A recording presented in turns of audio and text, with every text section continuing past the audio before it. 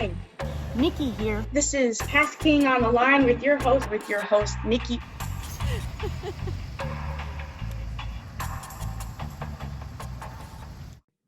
Good evening. This is KastKing on the Line with your host, Nikki. And tonight we have a wonderful, wonderful guest. We have Leslie VanDerau. Before we have Leslie come on, I just want to remind everybody, if you're watching this through KastKing, through the video, make sure you go ahead, press the subscribe button so you guys can watch us and keep along with us on our crazy adventures, because you never know what we're going to do or what we're going to be talking about. And if you're listening through podcasts, make sure you follow along through Spotify and Apple iTunes, and we're all over the place. So just follow along. You don't want to miss the crazy adventures. Leslie, it's so great to have you on the show. Hi, thanks for having me. You look beautiful. Thank you. You have such a beautiful smile. Oh, it's so great. Hey, I've been so excited. I even put perfume on for you today. I'm wearing Armani just for you. You can smell it. It's great. And not only that, I took you outdoors. This is the first time I figured we'd go outside, and I have a little water fountain over here, and we got some beautiful oak trees with some moss hanging, and there's nothing like being in the outdoors, which I'm sure you know. Yeah, absolutely. Plus, I'm jealous. We have snow here and cold in Pennsylvania. So. Oh, that's right. I forgot. Pennsylvania. Well, I'm sending this to you. I'm sending all the sunshine to you. It's so great. So, Leslie, I'm so excited to have you on because, you know, you're a veteran. You are a Marine. And I actually, when I was a little girl, I always wanted to be a Marine. And when I was in school, they used to have the booths come into the school, and the recruiters, and they had this Marine booth set up, and I'd walk by it every day, and I'd just look, and I'd walk by, and I'd be shy, and I'd walk by and I'd look, and I wouldn't say anything. And they would have the red T-shirt with the United States Marine Corps gold, the emblem. Right. And I wanted that shirt, but in order to get the shirt, you had to do 100 push-ups. Oh, really? Yeah. So I would go home every night, and I would sit there and just constantly try to pump up, do push-ups, just so I could go back and get that shirt. So finally, I got the courage up enough. I walked up to them and I said, I want that shirt. And they said, all right, you have to do 100 push-ups. So I got down in front of I had a crowd of my friends, everybody, and they're, yeah, Nikki, go, Nikki. And I'm pushing, I'm trying to pump out all these push-ups. I couldn't do it. I think I got to maybe like 62, 63. And I was dead. My arms, they wouldn't work anymore. And I tried with everything I could. And I was actually getting welled up with tears. I was getting upset. And I stood up, and the recruiter took the shirt and he threw it at me. He said, there you go, kid. And I was like, are you kidding me? Oh, but I wore that shirt every day, Leslie. Every day I wore that shirt. You still have the shirt. I still have that shirt, Leslie. I still have it in my closet. Oh, that's awesome. I'm so proud of that shirt. And it was just really great. And we froze up there. Your face kind of froze. You still with me? Yeah, I'm still with you. You're frozen too. No. Oh, there we go. We're back. There you go. So I still have that shirt, and I never got into the Marines, but I did join the Army. But yeah, it was an exciting time, and I really enjoyed that. But yeah, please tell me, where did you go to school?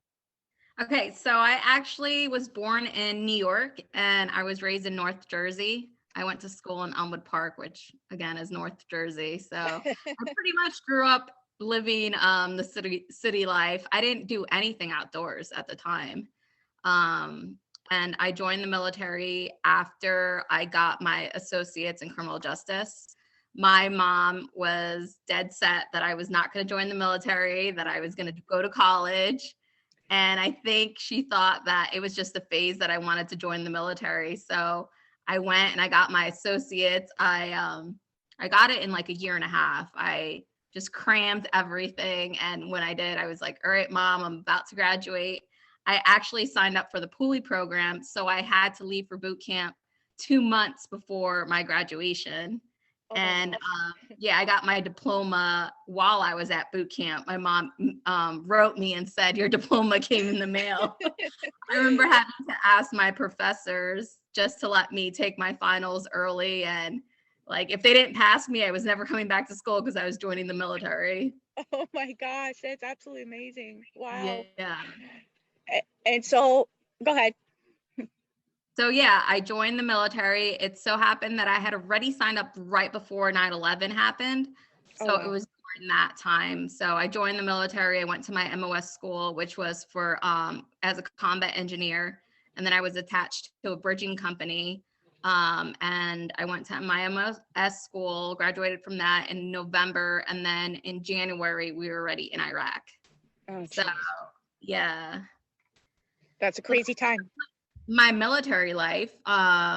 And like I said, I didn't do anything outdoors before. All I did was I grew up in fashion. Like I wore dresses and high heels to school. That's awesome. It was literally like a runway show for me going to school. And it wasn't until after I joined the Marine Corps and I got out of Jersey that I realized, okay, there's this whole different world out there that does not revolve around the clothes you wear or the car you drive. So because of my military and my deployment, I had PTSD coming back, and it was I had a really tough time just reintegrating back with like civilization. And I struggled with PTSD, depression, anxiety. And unfortunately, I didn't have a proper outlet to help me cope with those things. And I just drank.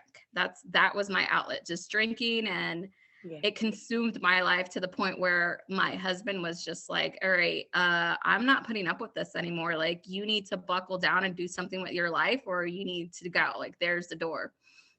Yeah. And because I worked an 8 to 4 job, I had to think, okay, what can I do to keep me out of the bar scene at night? And that's where I took up night fishing, and I absolutely loved it. And predominantly I did catfishing because they're nocturnal flatheads and everything. And I became really good at catfishing. I started doing tournaments, and it just became like I just got immersed in it because it was such a therapeutic thing for me, just being outdoors and helping me have that like healthy outlet. Absolutely. I know exactly what you're saying when you talk about the outdoors being like therapy for you. Right. I suffer from PTSD and depression and anxiety, and a lot of people don't understand it. It's crippling. There's days where I'm fine. I'm on top of the world. I feel like I'm doing great. I can do anything. I got my energy. I have my spirit, and I'm great. And then there's days where I can't even get out of bed. It's so bad that I have to talk myself getting out of bed. Like, get up, Nikki, do this, make the bed, walk, go out the door. And I push Right. myself. It's so bad. And I found the outdoors fishing, and it became so therapeutic for me just to be outdoors. It saved me. It saved my life. It really, really did. Yeah, and I totally like can relate to you because I say that so many times. I'm like, the outdoors literally saved my life." Yeah, yeah. And it's funny how there's different aspects of it. A lot of people, they do fishing, a lot of people going on hikes, a lot of people Right. like to, just whether just go for a walk or it's just Mother Nature is so healing Right. for your soul and your spirit. Yeah, and that's one thing that I do like to stress about with other veterans that I talk about. I said, for me it's fishing, for others it's hunting, like you said, hiking. The important thing is to like get outdoors and find your niche, find what clicks with you. Right. Now can you tell us, you do some nonprofit organizations you started up? Right. So because of how the outdoors just tremendously helped me, I started a nonprofit. It's called Heroes Outdoor Therapy, and it focuses on taking not only veterans, because we do also help active duty as well, just help servicemen get them outdoors. And we mainly sponsor fishing and hunting activities, but again, we are open to anything. Like I said, the important thing is to just try to get veterans out of their comfort zone. Like you said, a lot of times they struggle in large crowds, or they struggle just getting out of their house. And we try to like open them up to new ideas and, get them on events, have them feel that camaraderie that they might have had in the military, and have them have a support system and someone that they can relate to on different types of levels just being outdoors and what their hobby is. Right, absolutely. And again, I want to thank you first for your service and what you've done and the help that you've done so that we can be free.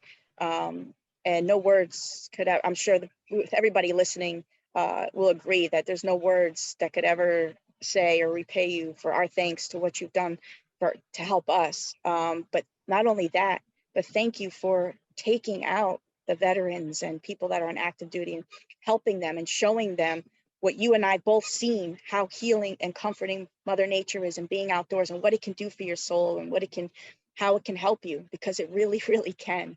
It saved our lives, and you're saving other people's lives by doing that. And what's the name of your organization? It's Heroes Outdoor Therapy. Heroes Outdoor Therapy. Yep. And AKA HOT, a lot of people, that's how they've shortened it, and they just call it HOT. It works. Oh, that's great. So how many times do you do this? Is it once a week, or is there certain times? So because of COVID, unfortunately, a lot of things have been really fluid. Last year, we did have a lot of events that we had to cancel just because of traveling. A lot of states weren't restricting traveling, or they weren't even having out-of-state residents being able to apply for licenses. Right. So this year we've had a coyote hunt where we hosted 6 veterans. Coyote hunt. That was last year. This year we just had a pheasant hunt for 6 veterans. We did that in Pennsylvania. In our spring, we're going to have turkey. So we're hosting 5 veterans for that. We also do have a veteran fishing team that we sponsor. There's 5 veterans on that team, 5 veterans that we sponsor, and they're in the Catfish tournament series. So we have one of those teams is doing rather well, actually. They are second in the team in the points race, and they're going to the finals in Alabama next month. So that's great. Yeah, that's really exciting for us. Yeah, that's really great. Is this something you do with your husband? You both do this? I do. So he helps me, but he does have a full-time job. Yeah. So he can't travel as much as I do, but yeah, he helps as well. He's the angler in the family. He wants to retire and just fish. That's I great. Want to retire, hunt, and fish. Yeah, I would love. Oh, that's perfect. What a great job. Oh, that'd be awesome. So he's happy. He's happy that I am now transitioned from the party life to the outdoor life. It's still gonna be expensive though, so yeah, I could talk about expensive. Fishing. Every new hobby, it seems like there's a gear list that goes along with it that I don't have yet. I can agree, absolutely. Is there a favorite kind of fishing that you like to do? I absolutely love catfishing. Yeah. Catfishing is where it all started with me. So I've become really good at it, and I love trophy catfishing. I MC catfish tournaments. The Cat Masters, they're out of Texas, and I help host their tournaments. So it's just become like a big thing in my life, catfishing. What is the biggest catfish you've ever caught? So the biggest catfish I ever caught would be, my blue would be, Troy, how many? 62 pounds. He's my Sherpa. He carries my stats. I love that. 62 pounds. That's humongous. Is my biggest blue. And then my biggest flathead I caught last fall in Alabama, and that was 54 pounds. That's unbelievable. So I can't imagine the fight. That must have been. Oh, it's fun. I've seen people catch this thing where they catch catfish bare-handed. Yeah. Have you done that? I haven't. Yeah. Yeah, I haven't done it yet, which is like the number one question that they're like, did you noodle it? You among anybody I would think would have noodled. I haven't. I want to, but it's not legal in Pennsylvania. So I just have to make a special trip down south to like go with someone. We're No, doing. so as I was saying, if I noodle, I want to do it with someone that is familiar with it, because I do not want to stick my hand in a hole and have a snapping turtle bite my fingers off. That's the one thing that freaks me out. You know, I'm all for getting a catfish. I'm all for fighting it, and it just looks awesome.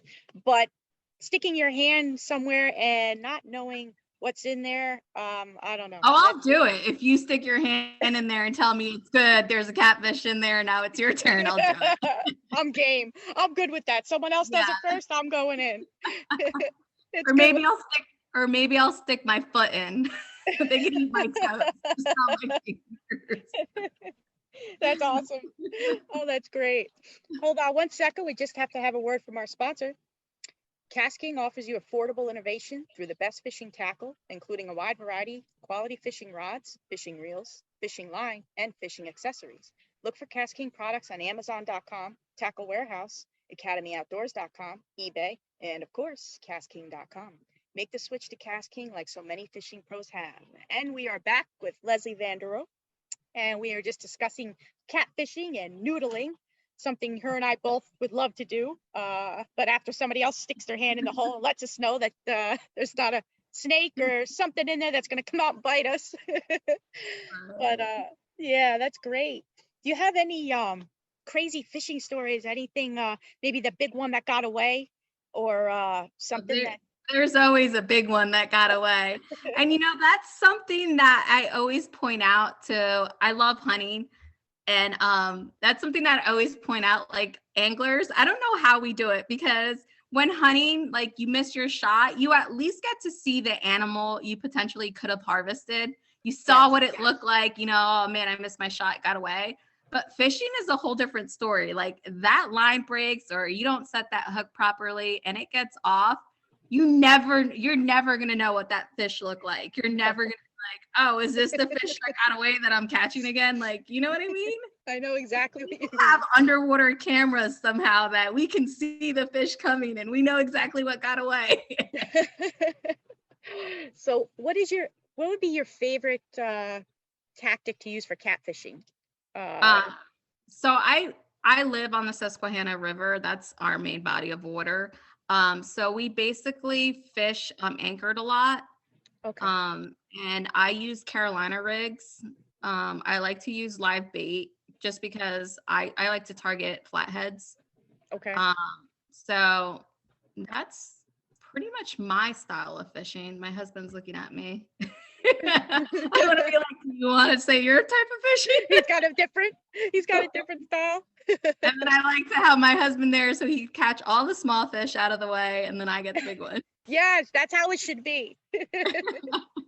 That's funny enough how it usually happens. I take all the pictures with the big fish. I'm like, come on, let's take a picture of your fish, and he's holding this tiny little fish. Oh, it's perfect. Are you into any tournament fishing? Do you do any tournaments or? So the last tournament I fished was last fall, and it was the Bass Pro tournament in Memphis at the Pyramid. So that's the only one that I typically fish, only because I love fishing. But I've also realized that tournaments are very stressful for me. I like to just fish for fun, but yes. I completely enjoy emceeing tournaments. I do like field interviews for the tournaments, and I love that. I get to sit back, relax, and like interview the anglers. Like, yes. Okay, it's day one. You're, I don't know how many pounds in the race, and you're sitting on 8th place. What's your tactic for tomorrow? And there's absolutely no pressure on me. So I love to MC. I know exactly what you're saying about pressure, and that's the reason I don't like tournaments, the rush of it. I don't want to be on a time limit. I want to enjoy my fishing. I want to be outdoors, and I want to be able to look at the fish that I'm catching rather than having to throw it back quick and get right on another one. Right. I hate that, And it's so funny how like involved I am with tournaments and with fishing. But I just fished my first tournament that I fished was actually 3 years ago. Wow. Yeah, it was through me just trying to like use social media to reach out to veterans that were enjoying the outdoors and, like enjoying fishing. And I reached out to an Army veteran that was out of Georgia, and he was a big tournament fisher, angler for catfishing. And he was like, yeah, you can come down. It was a winter tournament that they had in Alabama. I didn't know Alabama could get so cold. It was 14 degrees that day, the tournament day. Not good. Outside. I lost a big fish there. That would be my big fish story, which he tells everyone to this day that I lost the big fish on that tournament. And I really did. I felt horrible. I had never met this person before in person. Like, we just talked online, and it was my first tournament, and I'm the girl that missed the big fish for the team. I know that feeling. I fished the Big Bass World Championship. I was the only female to fish this tournament for like 4 years, 4 years. And it was exciting. I placed, but that was my big fish story that I lost. If I would have kept onto that bass, if I would have held on to that bass, I would have won. Really? But I lost it at the boat.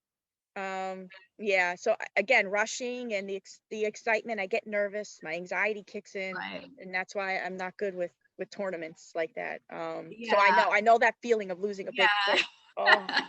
Especially in a tournament. You go home, you think that haunts you for days, nights, months. Hell, it still haunts me. I'm haunted today, and it was years ago. It still haunts me because he still fishes tournaments, and he makes sure he tells everyone about it.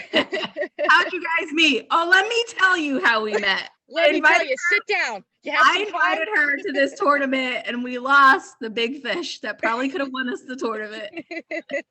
Oh God, I know. So tell me about hunting. You love hunting too. Tell me about it. What do you love to go out there and hunt?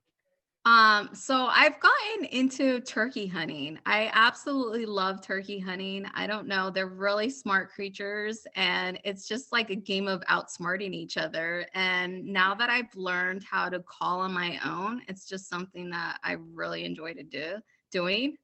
Wow. I've hunted for deer, and I've only harvested doe. I haven't harvested a buck yet. My first animal with a rack was actually last year, and I got to go to Utah on an elk hunt. Wow. And I hunted for 6 days in Utah in the mountains before I shot my elk. And it was a 400-yard shot, and it was great. That must have been beautiful to be outdoors like that. Oh my goodness, it's so gorgeous. No reception. It was great. It was great. Let the world go away, right? And it's just you and the outdoors. Absolutely. Coming from Pennsylvania, you absolutely have to train for the elevation there. That's one thing that will definitely kick your butt. The highest I could get here is about 1,200, and base camp over there was at about 8,000 feet. Oh, wow. So you do have to train for elevation. Your breathing, right? Your breathing gets erratic. Yeah. Yes. Oh my. But yeah, I love to hunt too. Just pretty much, I love being outdoors. And I'm still learning. I'm still learning a lot. Like I said, I actually caught my first fish 8 years ago, and I am 38 years old, or I'm about to be 38. And I caught my first fish 8 years ago. I was on a work trip in Kentucky as a locksmith, and the guys from the class asked me if I wanted to go fishing, and I said, okay, I've never been fishing, but I'll go. And I remember this is so funny. I remember I caught 7 bluegill that day, and I was ecstatic. I called my husband. I was taking those kissy pictures that you have girls holding fish and like with duck lips, like I was this girl, and I was telling my husband I caught 7 of them, and he was just like, good job. Yeah, like, like I didn't understand why he wasn't as excited I was. I was freaking out. I caught 7 fish. I'm laughing because I know exactly how you feel. What is so funny is that now when we go catfishing, we at least have like 25 to 50 live bluegill with us per night. So it's like I caught 7 of them, and I thought I was like the top angler of the world. And I I'm know like, I know exactly how you feel, the excitement that, and you'll never forget your first fish either. You never forget it. yeah, And that's what gets you hooked. No pun intended, however you take it. But yes, that's what got me hooked. And my first fish was nothing. I think it was like a pound. It was a bass. It was like 1 pound. And like, just like you, it was like about 10 years ago is when I caught my very first fish. I never fished when I was a kid. I I, didn't either. I came from a very bad childhood, and I didn't have parents to teach me. Unfortunately, I didn't have people in my life that guided me and helped me and to do those great things. So I Right. started very late. And let me tell you, when I got that bass, I was jumping up and down. And to this very day, Leslie, I don't care if it's a little bluegill. I don't care if it's a little panfish or what it is. I'm jumping down, up and down like a little girl, at a candy shop or at a, Justin Bieber concert, like a little girl on a school night, jumping up and down. Yeah, I'll never forget it. It's exhilarating. There's nothing like catching a fish. You don't know what's on the end of that line. You don't know what you're bringing in, but you know you got Right. something. And the whole thing is to keep it on so you can get it in the boat and just look at it and just feel proud that, hey, I got a fish. I don't care if it's a Right. pound. I don't care if it's a panfish. Yeah. And I also learned bank fishing. I mean, I didn't have a boat or anything. Yep, So I just bank fished, me and too. I would come home. I would spend hours at night just fishing. I'd come home in tears, and my husband would be like, "Why are you crying?" I'm like, "I sat out there all night and I didn't catch one single fish." Leslie, we're so alike. That is me. You came back and you were I would come home crying, and my husband would be like, "Why are you crying?" And I would be like, "I sat out there all night and I didn't catch one single fish." But at the same time, I got really good at it, where like I knew where the holes were, I knew where the spots were. Yes. And people would be like, "Where did you catch that?" And I'd be like, "On the river." Like, I put in blood, sweat, and tears, literal tears. I am not. Oh my God. Leslie, that is so me. That is exactly me. I mean, we are sisters. That is the same. I'm a bank fisherman. Never had a boat. I would go pond hopping. Just my backpack, threw some lures in there, one Yeah. rod, one reel, out there from morning to at night if I could, and just try to catch a fish. And if I got skunked, I'd cry. I would sit there and cry. But then, like you said, I got so good. I'm calling my shots like Babe Ruth.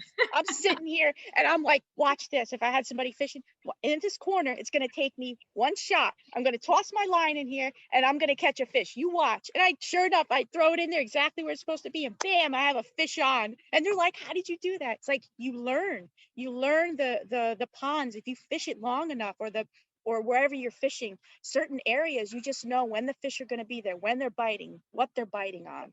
You learn so much. You're fishing Right. a pond long enough, or an area that you're a river, Yeah. wherever you are, you learn how the fish are, where they are. Same. And you know what time they're running at night? I would be like, okay, the run's at 8:00, 11:00, and then at 2:00. Yes, it's exactly how it is. And like you and I, people like you and I, we're out there and we stay out there until we get a fish, and it kills us when we don't, because we put in that time, blood, sweat, and tears, and we don't have a boat, we don't have the option to go running down anywhere we want, or a different area. We're out there walking these ponds or You know what is so funny though? When I'm on a boat, I cast towards the shore, and when I'm on the shore, I get as far as I can out there. Isn't that exactly how it is? I said the same thing. I do the same exact thing, and I always like to cast parallel to the banks, especially early in the morning, because that's where the bass are feeding, off the banks. And then I do my fan cast out, and then I hop over to the next spot because I want to cover as much of a section as I can. But it's so funny. We're so alike, just like that. But that's how I grew up, at being older though, fishing. Yeah, I loved it. That's great. So have you ever done any catfishing before? Not on purpose. Just, I'd catch a catfish by accident. And let me tell you, I loved it when I did, because it was such an incredible fight, because they go right down. and you know it's not a bass. You know, I'm out there looking for a bass. You know, when you got a catfish on, you know it's not. So it's either like, is this a catfish or a carp? That's what it would be for me. Right. And 9 Right. times out of 10, it was a catfish. And I've caught some really pretty nice ones. There was one that would hang out in a certain pond that I love to fish. And I knew this exact area. He would hang out by the drain pipe, and I would toss in there and, different lures or whatever, anything. So I would try to get this one catfish who would hang out by the drainage pipe, and I would throw different lures in. And one day I actually accidentally, I foul hooked him. And it took Leslie, it must have been 30 minutes. I wanted my lure back, and I wanted it back. It was such an expensive, it was a square bill crankbait, and it got on his side, and I got him to the bank, right? And I could see his body. I mean, how big this catfish was. And I'm trying to work myself down the bank just so I could snap the line off of him, just so I can get my crankbait back. And then I would have pushed him back in. Let me tell you, he wasn't having it. He went off and he took my crankbait with him. So funny story also, when I was bank fishing, our river would come up high, and it was one of those that, it flooded the bank and everything, and then the water receded. And I had these like genius ideas that I could catch fish on those little water spots, like that would fill up where dirt road was. And I caught one in a little pond of water that wasn't even like 4 feet wide. It was just water that hadn't dried up from the flood. And I went and showed my husband, and he's like, "Where did you catch that?" I'm like, "In that little pond." He's like, "That thing right there?" I was like, "Yep." And he's like, "Only you catch fish anywhere." Oh, that's amazing. Yeah. That's really great. It's really great to get to talk to you, and it was just really good to have you on. Is there anything that you would be doing if you any passions or hobbies you have outside of the outdoors? Anything you'd like to do? I just love being outdoors recently because of the snowstorms. I've taken up painting. I can paint better cartoons than I do. I tried painting a catfish. It was a sad looking catfish. Love the catfish, so I could show her the catfish I painted. I was like a little kid painted this catfish. I was like all excited because I was like, yeah, I'm gonna paint my first catfish. It's gonna look awesome. It's gonna be in a gallery. Oh, I bet it looks amazing. Oh my God, it looks great. Leslie, that looks beautiful. I'm not even kidding you. That is so beautiful. I love it. It looks great. Well, it's up for bids. My first commission. Buy it. Sold. That's really great. How did you get in with KastKing? So KastKing, I actually met them at the Bass Pro tournaments. Oh, okay. Yeah, they would be at the Bass Pro tournaments, and I met Tom through one of the fishing events, and that's how I got in with them. I know that at the time they were also growing their catfish line. So, and then I've done the KastKing Conference CatCon that normally happens this month that didn't get to happen because of COVID's messed everything up. I know. I was looking forward to doing iCast last year. That would have been my first year, and I would have met you. Yeah, I know. That would have been really great. Yeah, I have gone to Florida a few times. I went down there last fall and I caught my first drum. It was huge. It was huge. It was like 42 pounds. It was huge. Oh my gosh. Yeah. So I've done some fishing in Florida. I still want to catch a peacock bass out there though. Thank you. Bucket list. That's my bucket list. I haven't gotten one, so we'll have to set that up. We'll set up something we can do a show. Make a nice show out of it. We'll both jump up and down like little kids. Like little girls, just jumping. Yeah. Look, Leslie. Look, I know it's only a pound, but look. Come true, boys and girls. Yes, that's great. Oh, that's really great. Oh, that would be great. We would have a great time. That's Yeah. perfect. Now, go ahead.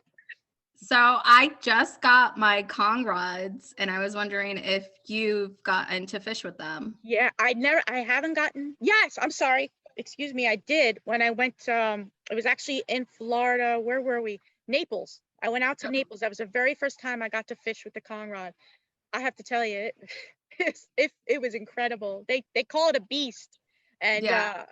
it's for a reason. Yeah, I'm excited. I'm actually filming a show on one of my buddy's shows next month, and we're going to be out in DC on the Potomac fishing for blues. So that'll be my first time with them out on the water. You're gonna love it because you love to catch big fish. That's Right. catfish, and you're out there for big fish. You know me, I'm a bass fisherman. You know, same thing, but you're out there with big fish. Now this rod, the way it feels, it's like it's in the durability of it. It's Mhm. so strong. It's not something that you feel like, you know, I'm sure you fished with rods in the past where you don't know if it's going to last when you have a big fish on you. Like, is this rod going to break? Is this rod going to break on me? Not with this. You could just, you feel it. I mean, the sensitivity Mhm. you feel something at the end, but you also feel how strong it is. But it's lightweight. It is so lightweight. It's crazy. Uh, but it's an incredible rod. I'm so excited for you to try it. Yeah, definitely. I'll have to give you some feedback on my experience with them. Please do. So, do you have anything coming up that we should watch out for? Um, Uh, no, like I said, we have our team that we sponsor. They'll be fishing this week in Texas. They're second place in the points race, and they'll be going into the finals, the classics in Alabama. I'm So so we do excited. have. I sent you the episode that we have for Yes, them out, and we'll probably be having another episode in Alabama for them. great. Oh, I'm so excited about that. I want to follow along on your adventures. And for everybody listening, where can we follow you? What's your like your social media pages? So you can follow us on, we have a Facebook page, Heroes Outdoor Therapy, and then on Instagram at Heroes Outdoor Therapy. We also have a website that I would say the easiest and quickest way to reach us is through our social media. Just inbox us, send us a DM. I do encourage any of the veterans that might be listening, or even, like I said, even if you're active duty, we do help active duty veterans get out on fishing trips and hunting trips. Hold on one second. What's that? Sure. Oh yeah. So, and one thing that I also want to help, you know, focus on is females in the outdoors and veterans, female veterans in the outdoors. That's something that I've been trying to shed some light on and tackle this year as a goal. Leslie, I absolutely agree with you. And again, we're alike in that way as well. That's one big thing I've been trying since I've started, you know, doing the outdoors is trying to get more females involved. There's not a lot of, like I told you, I was the only woman in the Big Bass World Championship. And for 4 years, it was crazy. Where are they? I know they're there. I know there's women fishermen. I Oh, know there's women that love the outdoors. right. Right. And I just actually did a waterfowl hunt. I did 2 waterfowl hunts this year in the last 2 months that were all females. And it was great. They were all mothers. They all had, you know, older. They had the life experience, the military background. And it was so great to just be able to bond with them. And what I have realized is a lot of them are scared, not scared, but apprehensive just to step out of that little comfort zone. And coming from my experiences, I absolutely love it. And I absolutely encourage them to reach out. And even if they want to reach out to me, um, you know, I invite them to do so. Leslie, I can't thank you enough for that because, like I said, that's what I've been trying to do is get our women out there and experience what you and I both experience. And we need more women out there doing that. And I want to thank you for what you do because you're a leader in that way. You know you're showing them the way. You know you're leading that way and showing them, uh, you know that not to be apprehensive. There's nothing to be worried about. That this is a great thing and you know you're helping And not only that, again, I want to thank both you and your husband for your service to our country, and for everything you've done in taking our veterans out and our military out and helping them. Again, we need that. We need more of it. And again, uh, you're helping everybody, and I really appreciate that. I know that everybody listening is the same way. Yeah, that's one thing that at first I was really shy about, is just being very, very vocal about it. But I realized that it helped me, and at the same time, I was being that voice for other veterans that were in my shoes or still are in my shoes. And Exactly. by any stretch of the imagination, and I am not an expert hunter, I am not an expert angler. Like I said, I caught my first fish 7 years ago, but I'm willing to learn. I am willing to put myself out there and willing to drag anybody else that wants to as well. Absolutely. And like I said, you're paving the way. You're paving the way for us. And Yeah. I'm so proud of them. I'm proud of everything that you do, and that you continue to do. And Well, I'm also want to say thank you to you. You're a veteran as well. And I really admire that you're putting yourself out there, and despite all your struggles, you're doing what you do with KastKing, and that's a big step as well. So proud of you. that really means a lot. I wish virtual hug. Let me give you a big virtual hug. I can't wait to get together with you, Leslie. I can't wait to do some fishing, maybe collaborate, make some videos. Yeah, definitely. Come out and join you. It'd be really great. I Yeah, can't thank you enough for coming on tonight. absolutely. Anytime. Thank you so much for everything. I want to follow along. Everybody follow along on your adventures, and can't wait to see what else you're going to do. All right. Thanks for having me. Thank you again, and we'll talk to you soon. All right. Thank you. KastKing spells affordable innovation. Make the switch to KastKing for the best value in fishing gear. KastKing offers you an affordable, quality alternative to high-priced fishing products. Thanks for spending time today with KastKing on the Line. Keep grinding, stay strong, always stay humble, and always keep on fishing. I'll catch you in the next adventure. Thanks, Leslie. Thank you. KastKing has brought a new vibe to fishing. KastKing turned fishing upside down through affordable innovation. You will flip over the best values in fishing from KastKing. KastKing is all about affordable innovation.